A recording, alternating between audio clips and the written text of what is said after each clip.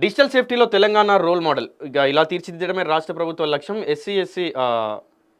SC conclave 2025లో శ్రీధర్ బాబు పౌరుల భాగస్వామ్యంతోటే సైబర్ మోసాలకు అడ్డుకట్ట పడుతుందని వెల్లడి. కీలక రంగాల సంస్థలపై గతేడాది 17,000కు పైగా రాన్స్మేవర్ దాడులు.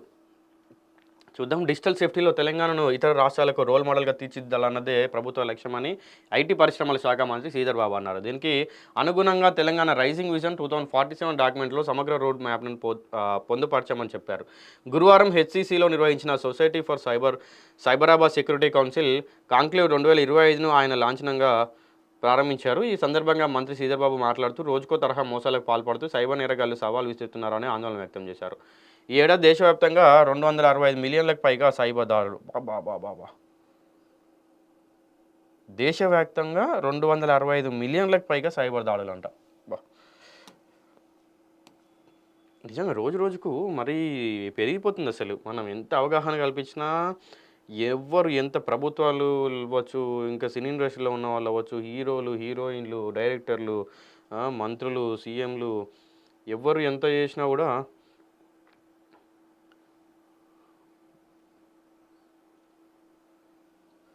వీళ్ళు వాళ్ళు నేరాలు చేస్తూనే ఉన్నారు, ప్రజలు కోల్పోతూనే ఉన్నారు.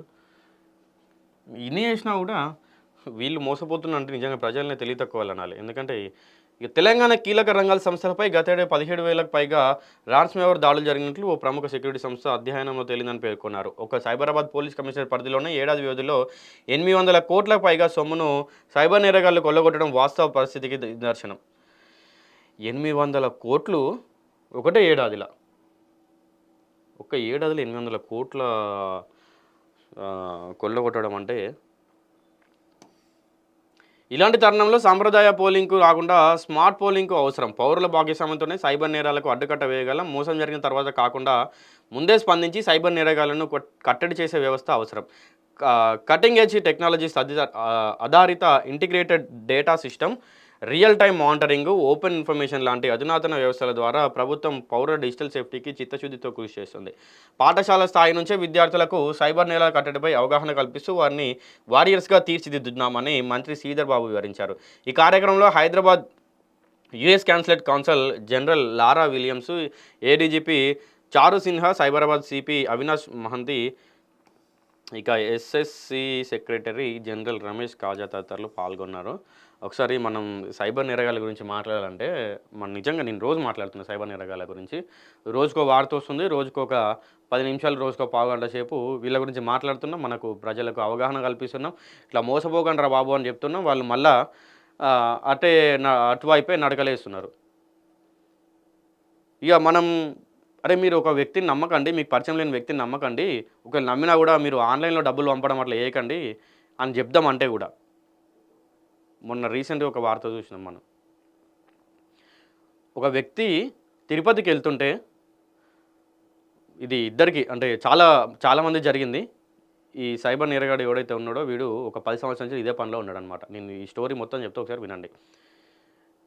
అయితే వీడు ఏం చేస్తాడంటే ట్రావెలింగ్ ఎక్కువైంది. ఫస్ట్ ట్రావెల్ చేస్తూ ఉంటాడు అనమాట.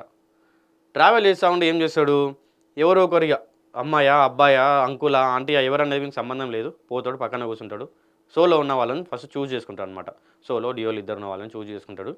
చేసుకొని ఏం చెప్తాడంటే, మేము ఇట్లా పలానా దాంట్లో జాబ్ చేస్తాను నేను అని ఐడి కార్డు చూపిస్తాడు. ఫస్ట్ చూసి ఏం చేస్తాడు, మేము ఇట్లా ఒక దగ్గర ఇట్లా వెతుకుతుంటే మాకు ఒక బంగారం నెక్లెస్ దొరికింది అని ఇంత పెద్ద నెక్లెస్ చూపిస్తాడు. దానికి చూపించి ఏం చేస్తాడు, ఇది నేను బయటికి పోయి అమ్ముకోలేను, నాకాడ ఇంత పెద్ద నగ ఉందంటే ఎవరు నమ్మరు, నేను మీకు ఈ నగ ఇచ్చేస్తా, మీరు అమ్ముకోండి అంటారు. అప్పుడు వీళ్ళు ఏం చేస్తారు, నమ్మరు. అమ్మ ఎవడో దారిన పోయే దానే వచ్చిండు, నాకు ఏదో నెక్లెస్ అంటున్నాను నమ్మడు. వాడు ఏం చేస్తాడు, దానికి ఉన్న ఒక ముక్క తీసి వీళ్ళకి ఇస్తాడు. ఇచ్చిన తర్వాత వాడు చెప్తాడు, ఇక అమ్మ మీరు ఇంటికి పోండి, మీ ఇంటికాడ కాదు, మీరు దేశంలో కాదు, రాష్ట్రంలో, దేశంలో, లేకుంటే ఇంటర్నేషనల్ ఏడుకన్నా పోండి, మొత్తం ఎక్కడన్నా దీన్ని టెస్ట్ చేయించుకోండి, ఇది బంగారం అయితేనే కొనుక్కోండి. ఇప్పుడు ఎగ్జాంపుల్కి మన దగ్గర ఉన్న నెక్లెస్ 50 కోట్లు ఉందనుకో, బయట 50 కోట్లు పలుకుబడి ఉంటుంది దీనికి, మీకు 1 కోటి రూపాయలకే ఇస్తా, మీరు దీన్ని దశల వారీగా అమ్ముకోవచ్చు, అంటే కొంచెం అమ్ముకోవచ్చు, మీకు మస్తు పైసలు వస్తాయని చెప్తాడు. అప్పుడు ఏం చేస్తాడు, వాడు దాంట్లో నుంచి ఒక చిన్న చైన్ తీసి వీళ్ళకి ఇస్తాడు, ఒక ముక్క తీసి వీళ్ళకి ఇస్తాడు. వీళ్ళు ఏడ చెక్ చేసినా కూడా అది నిజంగానే గోల్డ్ ఉంటుంది అది. దీని తర్వాత వీళ్ళేం చేస్తారు, ఇక వీళ్ళు ఆనందంలో ముంచెత్తారు అన్నట్టుగా. అరే అమ్మ ఇంత పెద్ద గొలుసు ఉంది, ఇది నిజంగానే బంగారం అట అంటే వీళ్ళ దగ్గర ఉన్న ఒకటి చిన్నటే ఒక ముక్క దానికి ఓ 1,00,000, 2,00,000 వస్తాయని షాపోడు చెప్తాడు. నిజంగా 24 క్యారెట్స్ బంగారం ఉంది, 2,00,000 వస్తాయని షాపోడు చెప్తాడు. వీళ్ళు ఏం చేస్తారు, వెంటనే వానికి ఫోన్ చేస్తారు. సార్ ఇట్లా నిజంగానే బంగారం మాట మేము కొనుక్కుంటాం సార్, మీరు ఈ ముచ్చట ఎవరికి చెప్పకండి, ఎవరికి అమ్మకండి అని చెప్తారు వీళ్ళు. ఇక వీళ్ళకి ఆత్రం ఎక్కువ ఉంటుంది కదా, మనకి ఇక మనమే అనుకోండి, ఇక వాళ్ళు వీళ్ళు కాదు మనమే అనుకోండి. ఇక ఏం చేస్తారు వీళ్ళు, వానికి ఫోన్ చేస్తారు. సార్ మేము ముందు అయితే మీకు ఒక 50,00,000 ఇస్తాం సార్, ₹1,00,00,000 అంటే మాతడు కాదు, మేము లేని వాళ్ళం, 50,00,000 ముందుగా ఇస్తాం, తర్వాత ఓ 4-5 రోజులు అయిన తర్వాత ఇంకో 50,00,000 ఇస్తాం అంటాడు. వాడేం చేస్తాడు, సరే అమ్మ మీరు మంచోళ్ళలాగా ఉన్నారు, నేను మీకు కాబట్టే నేను ఇట్లా చేస్తున్నా, వేరే ఎవరినైనా అయితే నేను నమ్మకపోతుంటేని, ఆ రోజు నుంచి వెళ్ళి మీకు ఒక్కరికే చెప్పిన నేను, ఈ ముచ్చట ఎవరికి చెప్పలేదు, మీరే కొనుక్కునేలాగా అనిపించింది నాకు, ఎవరికి చెప్పలే అంటాడు. వస్తాడు 50,00,000 తీసుకొని పోతాడు, ఆ చైన్ వీళ్ళకి ఇస్తాడు. ఇక ట్విస్ట్ ఏంటిదంటే, ఆ ఇచ్చినటువంటి చైన్ ఏదైతే ఉందో అది డూప్లికేట్ చైన్. మరి డూప్లికేట్ చైన్లోకి వెళ్ళి వాడు అప్పుడు ఒక ముక్క తీసి ఇచ్చిండు కదా, అది ఎట్లా ఒరిజినల్ అయింది, అది ఎట్లా 24 క్యారెట్ల బంగారం అయిందంటే, వాని చైన్కి ఉండేది అది ఒక్కటే బంగారం ముక్క, రియల్ది ఉంటుంది. చైన్ మొత్తం ఉంటుంది, దానికి ఒక ముక్క బంగారం రియల్ది ఉంటుంది. ఆ రియల్ది వీళ్ళకి ఇస్తాడు టెస్ట్ చేయించుకోవడానికి. తర్వాత ఏ షాప్‌లోకి పోయినా ఆ ముక్క నిజంగానే బంగారం అంటాడు. వీళ్ళు తర్వాత షాపులకు పట్టుకుపోయి బంగారం షాపులకు పట్టుకుపోయి, ఇగో మా కాడ గీ చైన్ ఉంది, మీ దీనికి దగ్గర దగ్గర ఒక 40-50 కోట్లు వస్తాయి కావచ్చు, సేటు బంగారం షాపు అని చెప్తాడు. సేటు ఇగో నీకు ఒక 10 కోట్లకి ఇస్తాం తీసుకున్నా అంటే, వాడు టెస్ట్ చేసి ఈ అమ్మ దీనికి 10,000 కూడా రావమ్మా, 5,000 కూడా రావు, దీనికి ఎక్కడ నీకు పైసలు ఇస్తున్నా అని చెప్పి వాడు అంటాడు. మరి అదేంది సేటు, నేను మొన్న బంగారం చిన్న ముక్క పట్టుకొస్తేనే దీనికి 2,00,000 3,00,000 వస్తాయని చెప్తివి కదా అంటే, అవునమ్మా నువ్వు పట్టుకొచ్చింది బంగారం, మరి నేను దానికి అంత వస్తాయని చెప్పినా, ఈ ఈ ఇక్కడ ఇనుపది ఈ డూప్లికేట్‌ది ఈ డమ్మీది తీసుకొని నేనెక్కడ పైసలు ఇస్తున్నా నీకు అంటాడు. మోసపోతాడు ఖతం. వాని ఫోన్ స్విచ్ ఆఫ్ వస్తది. 50,00,000 పట్టుకొని వాడు పరారైతాడు. వాళ్ళ ఫోటో ఉండదు వీని దగ్గర. వానిది ఒక్కటే నెంబర్ ఉంటది. వాని నెంబర్ స్విచ్ ఆఫ్ పెడతాడు. తీసేస్తాడు నెంబర్. ఇట్లా చాలామంది మోసపోతున్నారు. మోసాలనేటివి ఏ విధంగా జరుగుతాయో పసిగట్టాలి మీరు ముందుగా. ఉట్టిగా డబ్బులు మీకు ఎందుకు వస్తాయి? ఉట్టిగా పైసలు మీకు ఎందుకు వస్తాయి? ఓ 50,000 పెడితే రేపు 2,00,000 మీకు ఎందుకు వస్తాయి? ఎవనికి పైసలు వస్తున్నాయని చెప్పి మీకు ఇస్తాడు? అసలు డబ్బులు అనేవి ఉచితంగా ఎవ్వరికి రావు, వచ్చినా అవి నిలువై. మీరు ఇదొకటి గుర్తుంచుకోవాలి, ఇదొకటి పసిగట్టాలి, ప్రజలు ఇకనైనా మేలుకోవాలి. సో నేను మీకు ఒక అవగాహన తెప్పియడం కోసమే ఈ స్టోరీ అంతా చెప్పిన. ఇది అంటే నిజమైన స్టోరీ, ఇది చాలా ప్లేసెస్లో జరిగింది. అండ్ రీసెంట్గా ఒక వ్యక్తికి జరిగితే కూడా ఆ వ్యక్తి దాన్ని సెర్చ్ చేశాడు, గూగుల్లో సెర్చ్ చేశాడు. అంటే మరి నాకు ఇట్లాంటి స్కామ్ జరిగింది, ఏమైనా స్కామ్ వేరేటోళ్ళకి జరిగిందా అంటే, సేమ్ స్కామ్ 2014 నుండి జరుగుతుంటూ వస్తుంది. చాలామంది ట్విట్టర్లో పోస్ట్ చేశారు, వాడి నెంబర్తో సహా ట్వీట్ చేశారు. ఇగో ఈ నెంబర్ నుంచి వెళ్ళి ఫోన్ వస్తుంది, ఇగో ఈ వ్యక్తి పలానా పలానా అంటాడు, దాని తర్వాత మీకు ఇట్లా చెప్తాడని అందరు ట్వీట్లు వేసుకుంటూ వచ్చారు.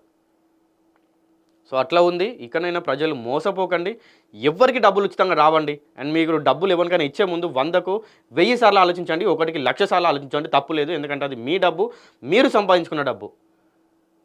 ఆ డబ్బుకు ఇప్పుడు మీరు 10 ఏళ్ల నుండి ఒక 10 లక్షలు సంపాదించి, నేను 10 లక్షలు పెడితే రూపే 20 లక్షలు వస్తాయి, ఎల్లుండే 20 లక్షలు వస్తాయి అంటే, మీరు నిజంగా అటే ముందడుగు వేస్తారు, అటే నడకలు పోతాయి మీ, తెలుసు అది.